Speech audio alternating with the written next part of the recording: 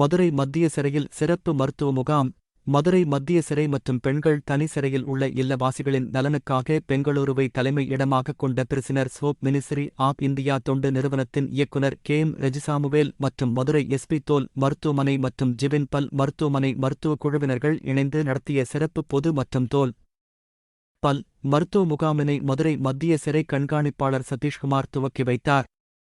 இந்த மருத்துவ முகாமில் மதுரை மத்திய சிறையில் உள்ள தண்டனை மற்றும் விசாரணை சிறைவாசிகள் கலந்து கொண்டு பயனடைந்தனர்.